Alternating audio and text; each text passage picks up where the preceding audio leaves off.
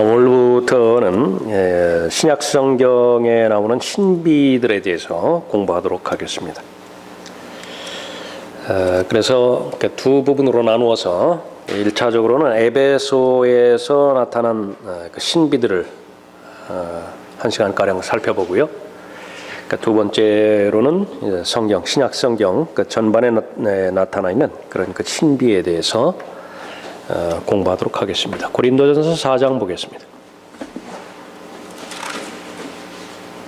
이 교재가 그 주보에 이렇게 그 전달이 안 돼서 여러분들이 이제 교재가 없는 상태에서 해야 되는데 그 다음 시간에 그 전체를 다 이렇게 볼 수 있을 것입니다. 고린도전서 4장 1절에 그러므로 사람들이 우리를 그리스도의 일꾼이며 하나님의 신비들을 맡은 청지기로 여기게 하라. 청지기에게 요청되는 것은 무엇보다도 신실한 사람으로 발견되는 것이라. 성경에서 말하는 청지기, 그 가운데 하나님의 신비들이 들어있죠. 하나님의 신비들을 맡겨주셨다 말씀하십니다. 목적이 있으니까 맡겨주셨겠죠.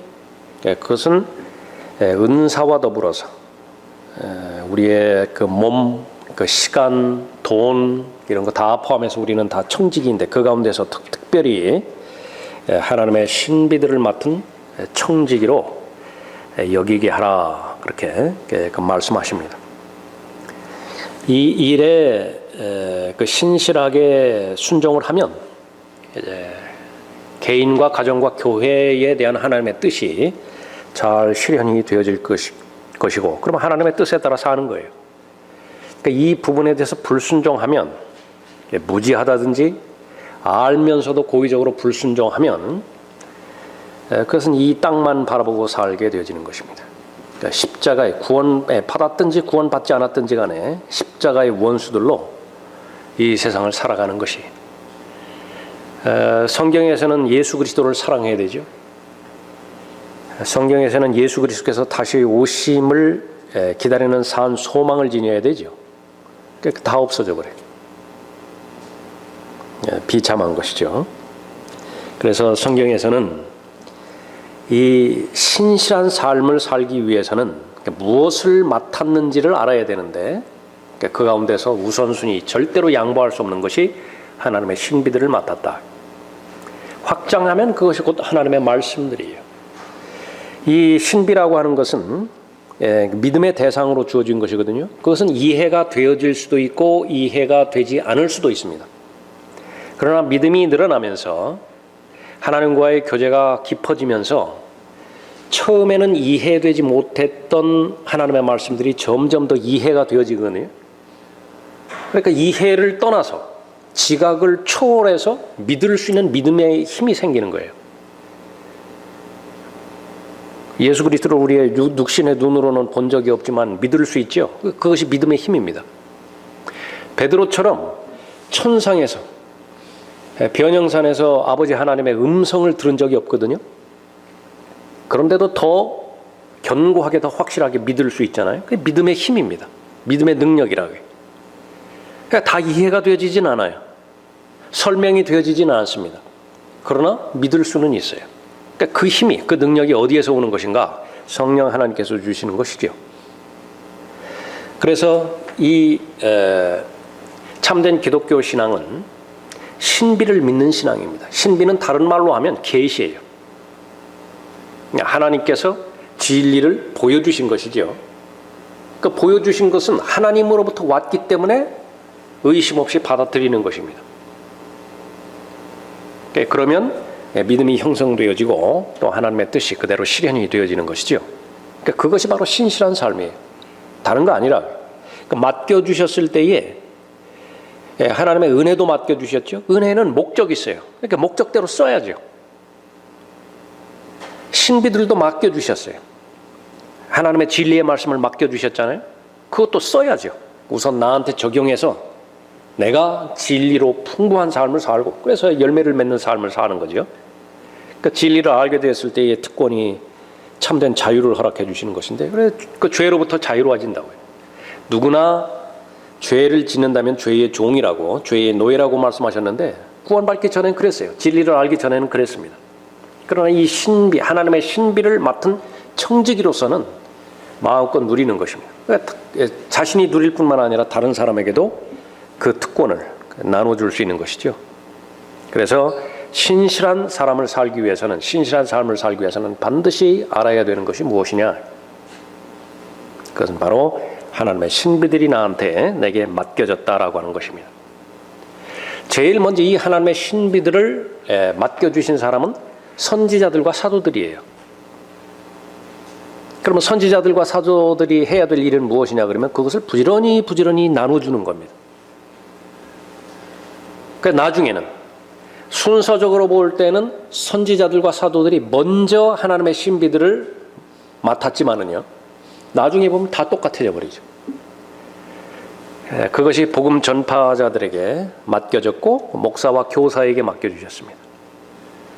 강단에서 목사가 해야 될 일은 열일 제껴놓고 자신이 맡은 하나님의 신비들을 나눠줘야 돼요. 잘 가르쳐야 되고 잘 설교해야 되고 잘 전달해야 되죠. 잘 적용하도록 권면하고 독려하고 도전해야 됩니다. 그러면 모든 사람들이 성경에서 약속하는 것처럼 그 신실한 삶을 살게 되는 거예요. 그러니까 다른 것들은 다 한다 하더라도 이 부분을 하지 않는다. 하나님께서 인정하지 않으시는 거예요. 그게 신실한 삶이 아니에요.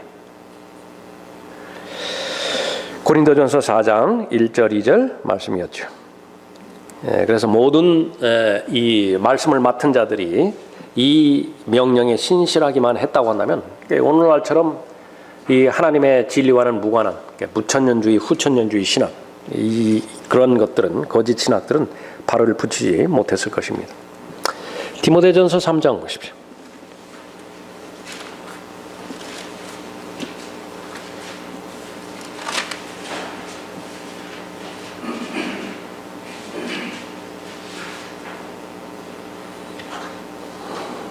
(8절) 보겠습니다.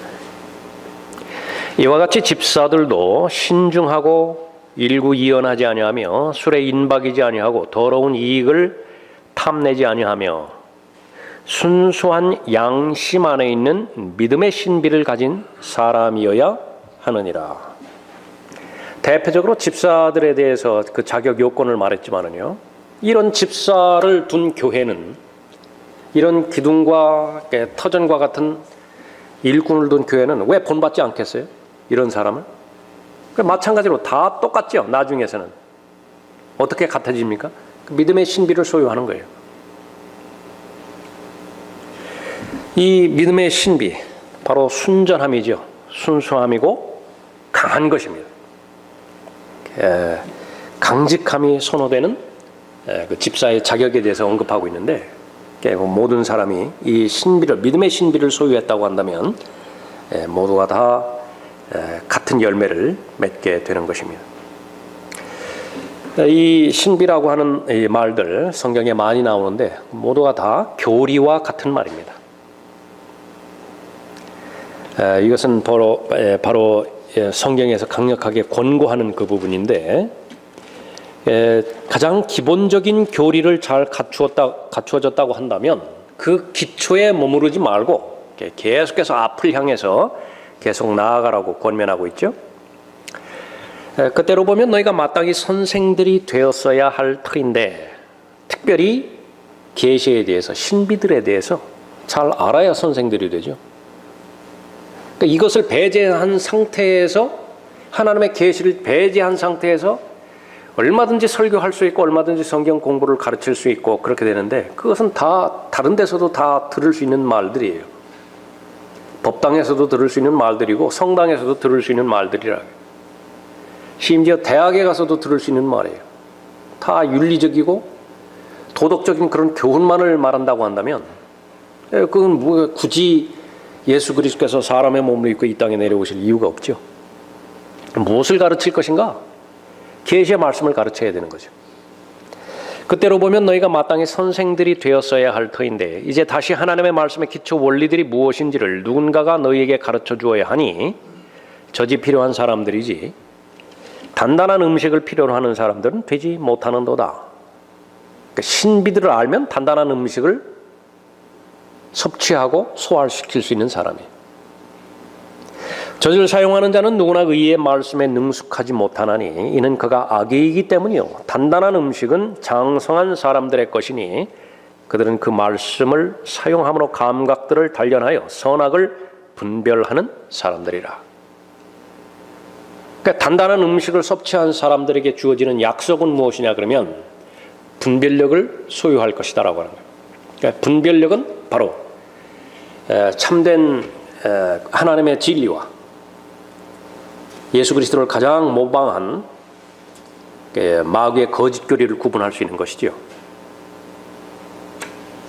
그래서 예수 그리스도께서 다시 오신다라고 하는 사실을 자신의 개인적인 산 소망 가운데서 잘 간직한 상태에서 이 세상을 어떻게 살아가야 될 것인지를 잘 알고 그대로 실행하는 사람이에요. 그 사람은 은혜를 남용하는 사람도 아니고 은혜를 헛되이 받은 사람도 아니라고 성경에서는 검증해주고 있죠.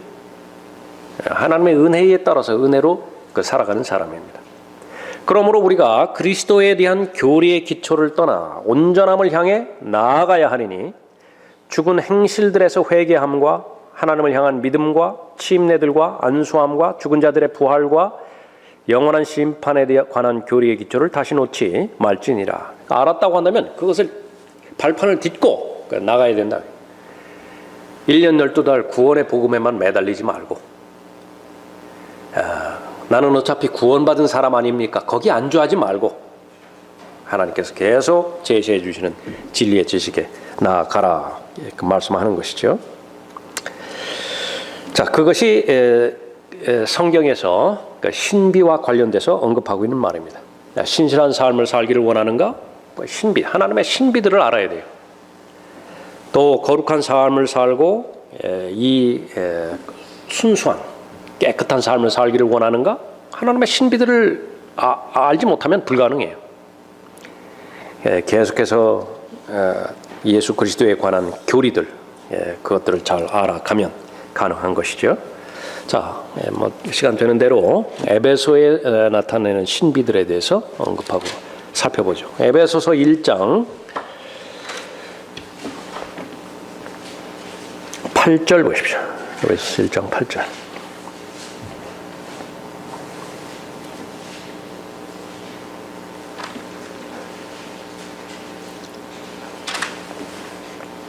그 은혜의 풍성함으로 인하여 보혈을 통해서 죄들이 용서받았고 그 보혈을 통해서 구속받았죠. 하나님의 은혜입니다.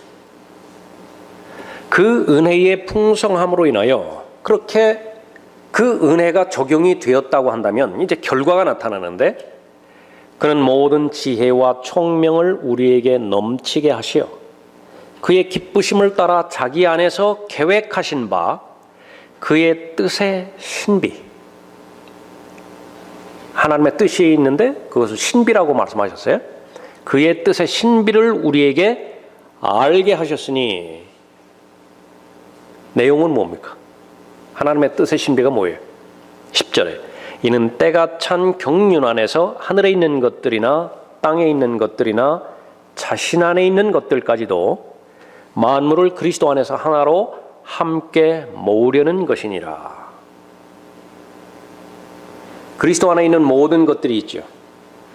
사람들로 치자면 구원받은 대상들입니다. 그러나 그리스도 밖에 있는 것은 지금 대상이 아니에요. 사탄이라든지 타락한 천사들이라든지 마귀들이라든지 더러운 것들이라든지 가증스러운 것들이라든지 그것은 상관이 없는데 그러나 그리스도 안에 있는 모든 것들, 하늘에 있는 것들이라든지 땅에 있는 것들이라든지 그리스도 안에서 함께 모으는 것이 그것이 바로 하나님의 뜻의 신비라 그렇게 언급하고 있죠. 이제 주님께서 오셔서 이 땅을 통치하시죠. 1000년간. 그러면 새 하늘들과 새 땅과 새 예루살렘이 이제 영원으로 들어갈 것이. 그 영원으로 들어가면 구약에서 구원받은 성도들 포함해서 이제 교회 시대에 구원받은 성도들, 대환란 때 천년왕국 때 구원받은 모든 성도들은 다 예수 그리스도 주변에 있는 거예요. 그것이 바로 하나님의 뜻의 섭리래요. 3장 15절도 보십시오. 그분께로부터 하늘이나 땅에 있는 모든 가족이 이름을 부여받았느니라 말씀하시죠. 그래서 이 하나님의 가족에 8부류가 속해 있다 그렇게 나오죠. 율법 이전에 구원받은 이방인들, 율법 이전에 구원받은 히브리인들, 아브라함, 이삭, 야곱과 같은 사람들이죠. 율법 아래에서 믿는 유대인들, 율법 아래에서 믿는 이방인들, 교회 시대에 믿었던 자들, 대환란 기간에 믿었던 유대인들, 대환란 기간에 믿었던 이방인들, 천년왕국 성도들, 하나님의 가족들이라. 이것이 바로 이 사람들을 함께 모으려는 것이라 언급하고 있습니다. 그래서 예수 그리스도를 통하여 하늘에 있는 것들이나 땅에 있는 것들이 복을 받는 것입니다. 이 지상에서는 아브라함을 통해서 복을 받게 되어 있죠. 그것을 말씀하고 있습니다. 자, 이 부분은 결코 성령 하나님의 가르치심과 인도하심이 없이는 불가능하기 때문에 이것이 나에게 진리로 와야 되는데 성령 하나님의 도우심이 없이는, 역사하심이 없이는 나에게 진리가 안 돼요. 그냥 이런 내용들이 에베소서 1장에 기록되어 있다더라. 늘 제3자의 그 입장만 견지하는 것입니다. 결과는 무엇입니까? 자기에게는 아무런 변화가 없어요. 확신도 없고 소망도 없고. 그래서 이 부분을 강력하게 기도의 제목으로 놓은 거예요. 16절 보십시오. 1장 16절이죠. 그러니까 너희로 인하여 감사드리기를 그치지 아니하고 나의 기도에 너희를 말하노라. 우리 주 예수 그리스도의 하나님 영광의 아버지께서 자기를 아는 지식 안에서 지혜와 계시의 영을 너희에게 주시어 너희의 지성의 눈을 밝히셔서, 예수님 당시에는 사람들이 이 망막을 통해서 예수님을 보았다고요. 그러나 그렇게 보았다고 해서 믿음이 형성되는 것은 아니었죠. 반드시 영적인 눈으로 볼 수 있어야 돼요.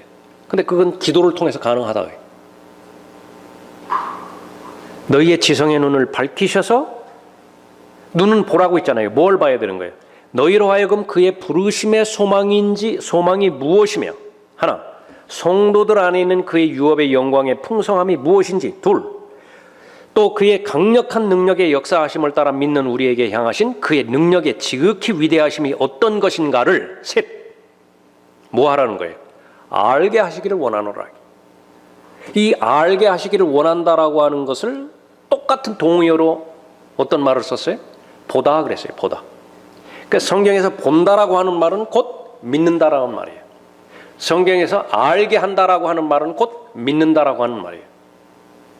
요한복음 6장에서 예수님께서는 자신의 살을 먹으라고 말씀하셨죠. 먹는다라고 하는 말은 곧 믿는다라고 하는 말이에요. 그래서 이 부분들을 성령 하나님께서 역사하셔서 강력하게 확신하고 확언하기를 바라는 것입니다. 그래서 예수 그리스도의 보혈로 구원받은 성도들의 기도예요. 무엇을 기도하는 것입니까? 이 신비들, 계시들, 이것을 잘 깨닫고 이해하고 체계적으로 잘 구비되어질 수 있도록 도와주셔서 내가 이 하나님의 말씀의 능력으로 이 세상을 살아갈 수 있도록 이렇게 도우시는 것이죠. 자, 그것이 하나님의 뜻에 대한 신비였습니다. 두 번째로 에베소서 3장 1절 보십시오. 이것은 여기에서 이제 신비라고 하는 말이 많이 반복이 되어서 나오는데, 이 신비는 이미 존재하고 있었지만은 다른 시대 사람들에게는 알려주지 않았어요. 다른 사람들에게는 알려주지 않았어요. 그러니까 누구에게 알려주었느냐 그러면 바울에게 알려준 거예요. 그 내용은 무엇이냐 그러면 한 몸에 관련된 내용인데, 그 몸을 형성하는 대상이 이방인과 유대인이라는 사실입니다. 그런데 이것은 구약 아래에 있어서는 도저히 이해가 되지 않는 부분이에요. 그것이 바로 한 몸에 관한 그 신비였습니다. 1절 보십시오. 이런 까닭에 나 바울은 너희 이방인들을 위하여 예수 그리스도의 죄수가 되었으니 과연 너희를 위하여 내게 주신 하나님의 은혜의 경륜을 너희가 들었을진데. 하나님의 은혜의 경륜이라고 하는 것은 하나님의 은혜를 나누어 주었다라고 하는 것이에요. 어떤 특정한 기간을 설정해서 이것은 하나님의 은혜의 경륜이다 그렇게 말하는 것이 아니라 하나님의 은혜를 나누어 줬다. 나누어 준 목적은 무엇이냐면 하나님의 신비를 알게 하기 위해서요. 이방인들이. 이것은 그분의 계시로 내게 신비를 알게 하신 것이며 내가 전에 간략하게 쓴 것과 같으니 너희가 읽을 때 거기서 그리스도의 신비 안에 있는 나의 지식을 이해하게 되리라. 은혜가 있어야 이해가 돼요. 그래서 바울에게 하나님의 은혜를 나누어 주셨고 바울은 그 받은 하나님의 은혜를 이방인들에게 나누어 주는 것입니다. 또 5절에 그것이 성령으로 그의 거룩한 사도들과 선지자들에게 지금 계시된 것처럼 다른 시대들에서는 사람들의 아들들에게 알려지지 아니하였으니. 바울에게 처음으로 알려진 것은 아니에요. 바울과 더불어서 시작된 것이 아니라 바울 이전에도 구원받은 사람들이 많이 있었어요. 대표적인 사람 둘만 들라고 한다면 바울 이전에 구원받은 사람은 코넬료가 구원받았어요. 또 한 사람 예를 들자고 한다면 이디오피아 네시가 구원을 받았어요. 그러니까 바울이 회심하기 전이에요. 그 두 사람은 어떻게 된 거예요? 코넬료는 그리스도의 몸 안으로 들어간 거예요. 이디오피아 네시는 그리스도의 몸 안으로 들어간 것입니다. 그러나 그 그리스도의 몸이 이미 존재해 있었을 때에 베드로가 사도행전 2장 3장에서 설교할 때요. 예수 그리스도의 보혈에 대해서 설교하지 않아요. 아직 모르는 거예요. 베드로는. 야고보도 아직 모른다. 그러니까 누가 알았는가? 그러니까 베드로가 바울이 처음 한 것입니다. 그 말이에요. 5절 다시 보십시오. 그것이 성령으로 그의 거룩한 사도들과 선지자들에게 지금 계시된 것처럼 다른 시대들에서는 사람들의 아들들에게 알려지지 아니하였으니. 내용은 무엇입니까? 이는 이방인들이 복음을 통하여 그리스도 안에서 공동 상속자가 되고 한 몸이 되며 그의 약속의 동참자가 된다는 것이니라. 이로써 그분의 능력이 효과적으로 역사하신 대로 내게 주신 하나님의 은혜의 선물을 따라 내가 이 복음의 일꾼이 되어노라. 모든 성도들 가운데서 가장 작은 자보다도 더 작은 나에게 이 은혜를 주신 것은 이방인들 가운데 헤아릴 수 없는 그리스도의 풍요함을 전파하게 하려는 것이라. 은혜의 목적이 있죠. 우리들도 마찬가지예요. 누구에게 하나님께서 은혜를 주시는 것인가? 하나만 하면 돼요. 겸손하면 은혜를 주세요. 예수 그리스도를 배우고자 하는 마음이 있다고 한다면, 하나님의 말씀에 순종하고자 하는 마음이 있다고 한다면 하나님께서는 은혜를 베풀어 주신다. 그러면 그 은혜가 남용되지 않기 위해서는 어떻게 된다고요? 바울과 똑같이 고백하면 되는 것입니다. 그냥 나눠주면 돼요. 그 받은 은혜를. 혼자만 갖고 있지 말고. 사실 혼자만 갖고 있다라고 하는 것은 그것은 아직 모르는 거예요. 그것이 하나님의 은혜인지 아닌지 잘 모른다. 9절에 또 예수 그리스도를 통하여 만물을 창조하신 하나님 안에서 세상이 시작될 때부터 감추어져 왔던 신비의 교제가 무엇인지 모든 사람에게 알게 하려는 것이니. 그 내용은 뭡니까? 다음 절에 설명이 되어 있죠. 10절에 이는 이제 교회를 통하여 천상에 있는 정사들과 권세들에게 하나님의 다양한 지혜를 알게 하려는 것이라. 이것은 하나님께서 그리스도 예수 우리 주 안에서 계획하신 영원한 목적에 따른 것이니라. 그 안에서 우리가 그분을 믿음으로 담대함과 확신을 가지고 나아가느니라. 그렇게 말씀을 했죠. 그래서 하나님께서는 바울에게 향상된 계시를 주실 것을 약속하셨어요. 그러니까 바울은 사람들에게 배운 적이 없습니다. 선배 사도들에게 배운 적이 없어요. 그러니까 직접적으로 예수 그리스도로부터 가르침을 받았던 것이죠. 갈라디아서 1장 11절에 그러나 형제들아 내가 너희에게 알게 하노니 내가 전한 복음은 사람을 따른 것이 아니니라. 나는 그것을 사람에게서 받지도 않았고 배우지도 않았으며 오직 예수 그리스도의 계시를 통하여 된 것이라. 바울은 이 사실을 나의 복음이라 그렇게 언급하고 있습니다.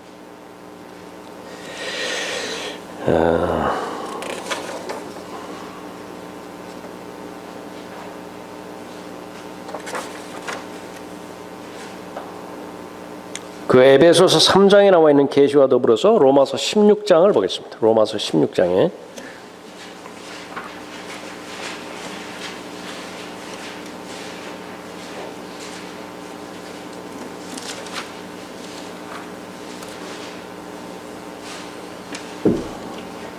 (25절) 보십시오.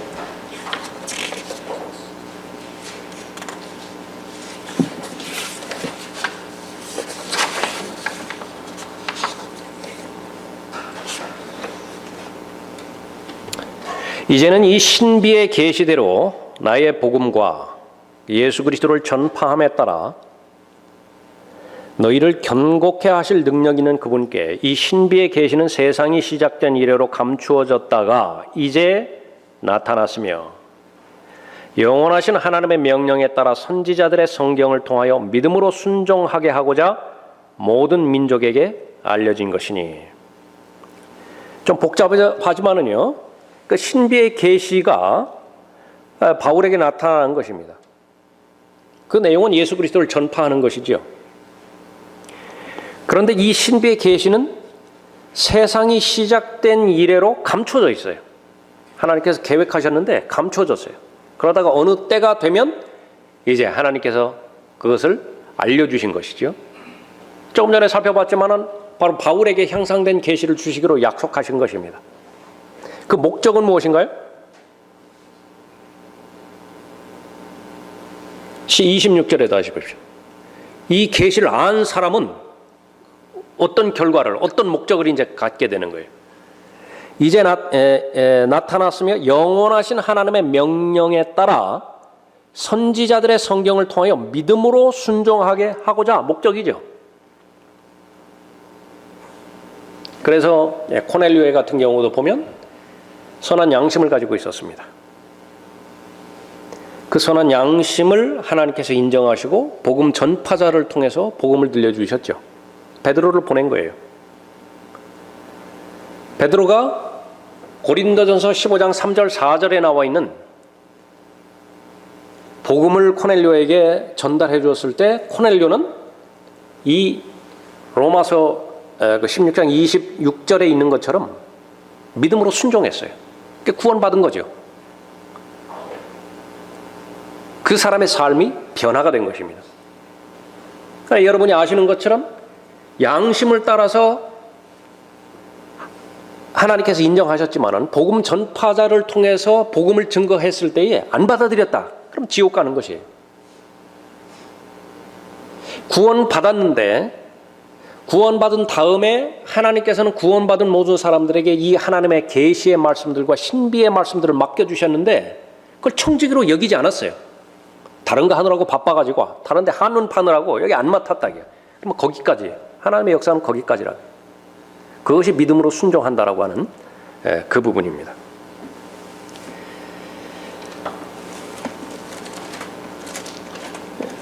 갈라디아서 1장 그 10절에서도 이 바울에 관련돼서 계시와 관련돼서 기록이 되어 있는데,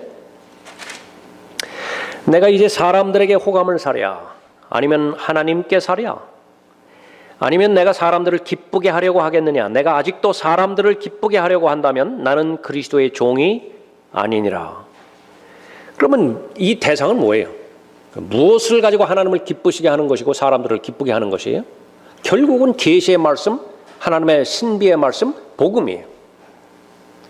그러나 형제들아 내가 너희에게 알게 하노니 내가 전한 복음은 사람을 따른 것이 아니니라. 나는 그것을 사람에게서 받지도 않았고 배우지도 않았으며 오직 예수 그리스도의 계시를 통하여 된 것이라. 이대로만 하면 돼요.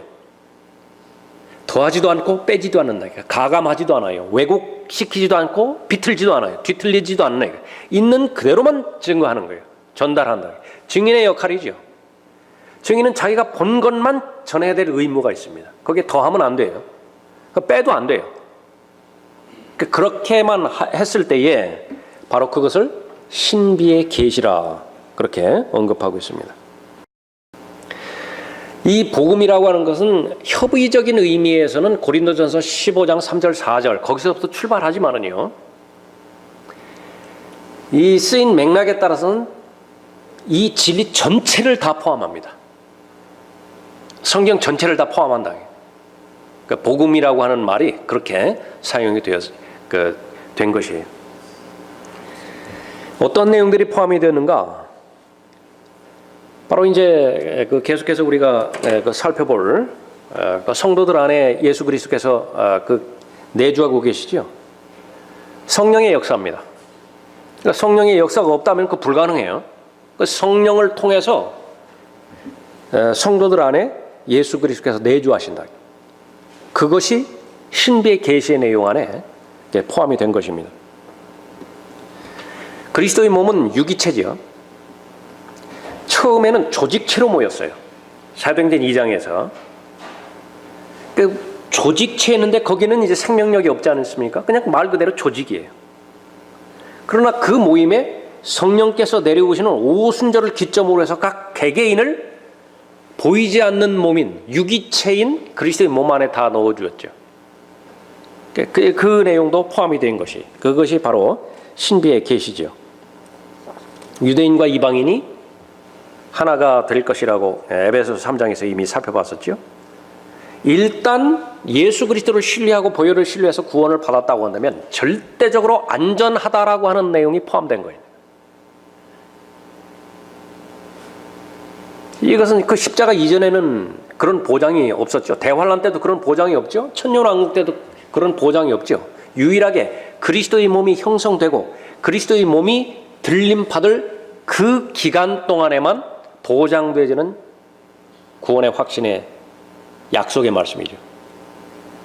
그것이 이 신비의 계시의 그 내용 안에 포함되는 것입니다. 구원받기 전에는 마귀의 자식이었죠. 아담 안에 있었기 때문에 진노의 자녀였어요. 구원받은 다음에는요,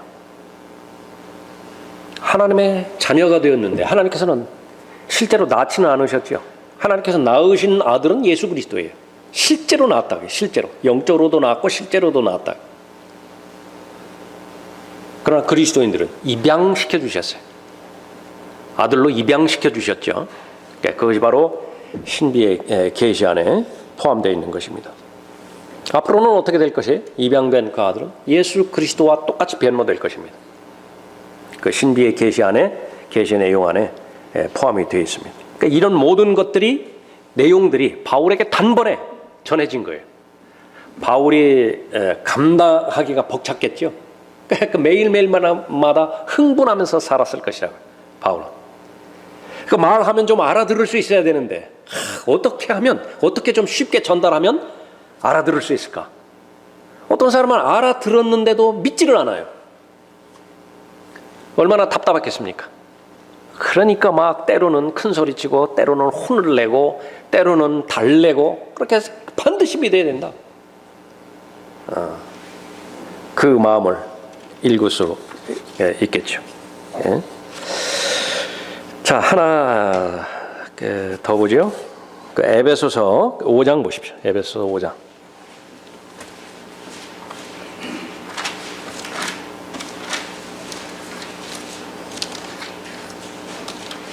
네, 신부에 관한 그 신비에 관련돼서 언급되고 있는데 에베소서 5장 22절에 아내들아 너희는 너희 자신의 남편에게 복종하기를 주께 하듯 하라. 이는 남편이 아내의 머리됨이 그리스도께서 교회의 머리됨과 같음이라. 그는 몸의 구주시니라. 남편과 아내에 대해서 설명하고 있는데 실제로는 이것은 보조교제고요.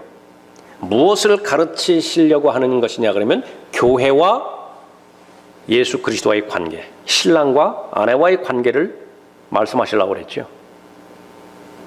그래서 그것을 신비라 그렇게 언급하고 있습니다.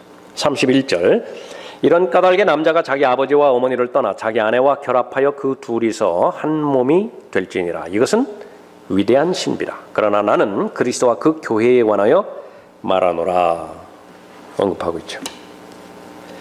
6장 보십시오. 에베소서 6장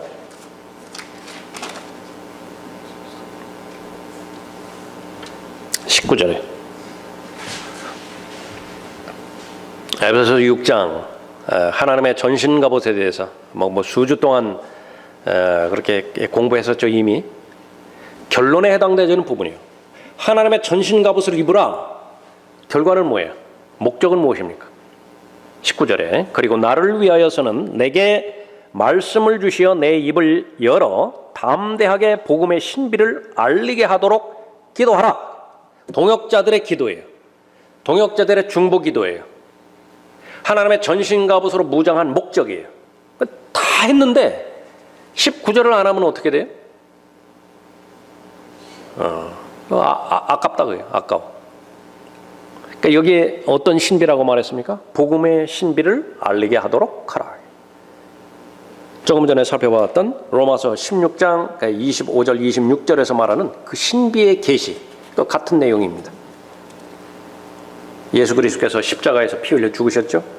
죄인들을 위해서 죽으신 것입니다.